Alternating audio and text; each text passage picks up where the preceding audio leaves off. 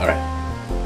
I'm only going to tell you this once, because it's a really personal story, and this seems like a good time to tell you. It's a good occasion. When I was little, I was on a t-ball team, and I played second base, and I was really, really good. This was a very important game, and the score was tied, and we were already in over innings, so any run, right? So the other team was up, and who comes up to the plate but Reggie Hymanman, okay? And that kid, second pitch, it's like a line drive grounder craziness. I can't even tell you what it was. It was a beautiful hit. Comes straight at me, right? So here I am, second base. I try and catch the ball, but I miss because it hits some invisible rock and bounces up and hits me in my tiny t-ball dick and knocks me out via my scrotum. And needless to say, while I was crying, Reggie was turning the bases and they won.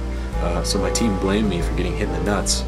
And but you know, the pain was so intense. But I wanted to walk it off. I didn't want to tell anybody about it. So I didn't tell anybody. It just gradually got worse and worse and worse. And my nutsack started to swell up. And it started off the size of a grapefruit and then grew to the size of a very small cat. And it got so painful that every step I took, I was dry heaving. I remember one time I went to work out, and I was on the Stairmaster, and every step I just vomited all over my knees, and it was terrible. But you know, needless to say, curves won't let me back, and I need to go exercise somewhere else. So I realized I had to ask for help. I had to go to my mother and say, "Mom, my nutsack is painfully swollen."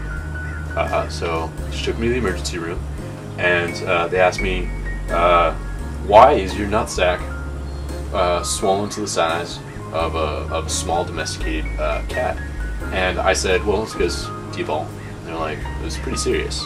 So they did a nut scan or whatever they do to look inside your scrotum, and the doctor told me that originally, if I told somebody sooner about my problem, they could have done something about it. But now that it was swollen and had changed colors, like a mood ring, there was nothing they could do except remove it. Because what had happened was the ball had cleaved the testicle in twain, and it was leaking spermies all over the inside of my scrotum. And they were collecting in a real nice sperm kiddie pool. It was pretty deep, wading. Like, if you're testicle size, you could wade in it. And so they had to cut it out.